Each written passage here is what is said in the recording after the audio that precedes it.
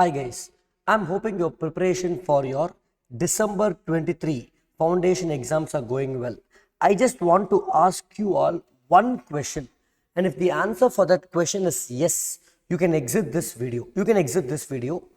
We have exactly 3 months left for the exam from today. From October 1st onwards, we have 3 months left for the exam, right? I'm just going to ask you all one question. How many ever months have you prepared in the past? Have you till date given your 100% of the efforts? Have you given your best? Sir, this is the best I can do so far. Then you're on the right track. You can exit the video. If you tell no, sir, I didn't give my best. They only gave 40-50%. I was doing other things. Then what should I do in the next 3 months to get done with the exams in December 23 is extremely important. Why is that important? Because the next attempt is new syllabus and there is so much change in foundation syllabus. We don't want to get there. We can get done with December. Now, the next question I'm going to ask, or something students will ask, sir, last few months I didn't prepare that well, sir. On and off, I know 50-60% of syllabus, little bit here and there. If I start today in the last 3 months, and if I can study 10 to 12 hours a day, can I clear my December 23 foundation exams? Absolutely yes. Now, what should we do? I'm splitting students into two components here, two parts based on your preparation. Sir, I'm done with my classes or almost done. In another 10 to 15 days, my classes will get over. All I need is revision. I've learnt everything once. I have a fair bit of idea. Second set of students where your classes is going to end only in October, November, or somebody who's going to start now. If your classes are going to end only in October, November, or if you're going to start now, try to finish your classes by 30th November 23 and keep December 1 month solid for revision. Okay. What should you do in revision is here. What we are going to do in the next 3 months. What are we going to do in the next 3 months is very important. Now, all of you must have solved the sums in ICA study mat once. You would have solved enough questions. But what is important? I will just pick 3 things that you have to do mandatory for the next 3 months, which can help you get through December exams. Mandatory things for those who are done with syllabus or will be done very soon. Okay. First thing is revision. Even if syllabus is not done, start relearning the same thing again and again. But you cannot keep solving the same ICA study maths again and again because you become familiar with the numbers. You need to now solve extra sums or questions. When I say extra questions, we have ICA RTP questions, last 5 attempts RTP, mock test paper. Apart from that, in the description of this video, I will give a link to a free PDF with so many questions, and I'm sure you have so many sources. Whichever source you like, pick it. Start practicing these sums in the house. When I say practicing, don't look at them. Start solving. I have a driving license, and if I look at somebody driving, will I learn driving? It's the same way. You need to practice on the paper of how you're doing it, and that's what matters. Second is write a lot of tests. Remember school days, guys? We used to write a lot of tests in school days. What test did we write in school days? Unit test, quarterly, half yearly, pre-board, mock test, at least 10 to 15 tests. So far, how many tests did you write? Very few tests. So, you need to plan, not this 20 marks, shorter, small 50 mark test. Simulate the main exam, 100 marks, mock test, at least 2 times. Once in October, once in November. October once mandatory, once in November, or November and first half of December. If you can write 2 times plus 100 mark exam, just like the main exam. First time when you're writing, you will write, you will not feel that good. Next time it will get better.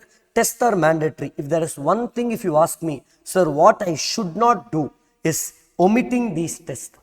It's like Sachin telling, I have 20 years of experience. I don't need practice. Or Virat Kohli is saying, I've played so well. I don't need practice before World Cup final.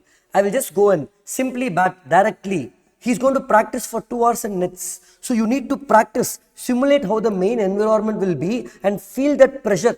It's okay if you get less marks, but you're learning.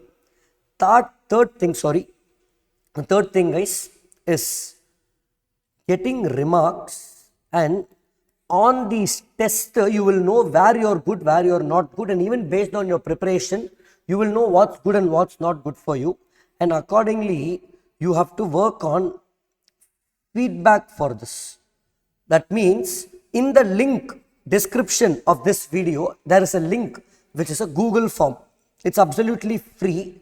You can just upload your answers over here. It can be a single question answer or a 100-mark test answer which you're writing additionally with question paper.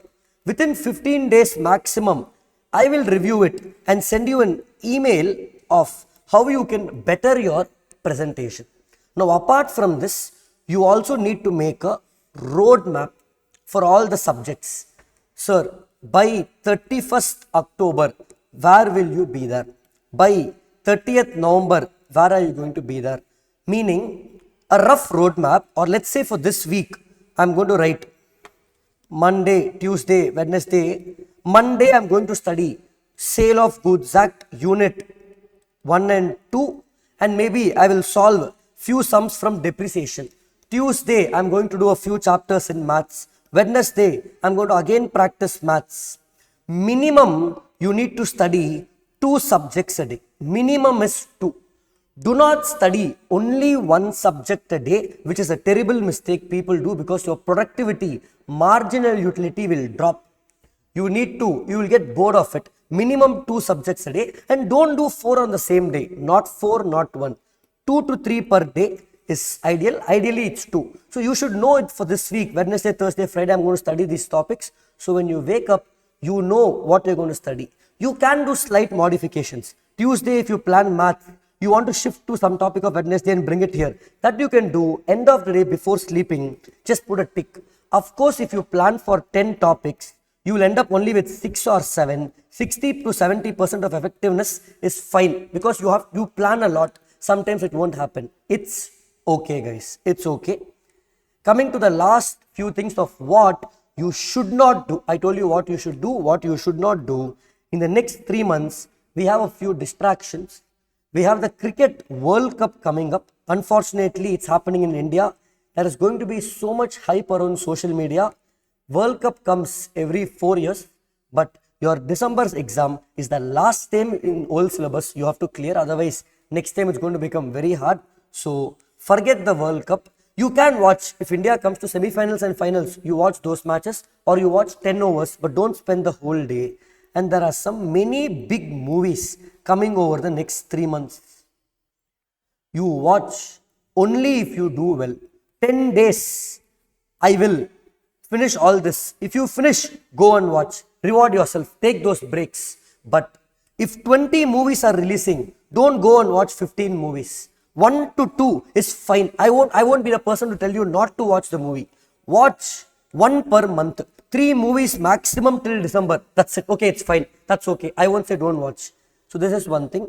And one more thing that you should not be doing in these 3 months, very important, is sleeping between 2 to 5 p.m.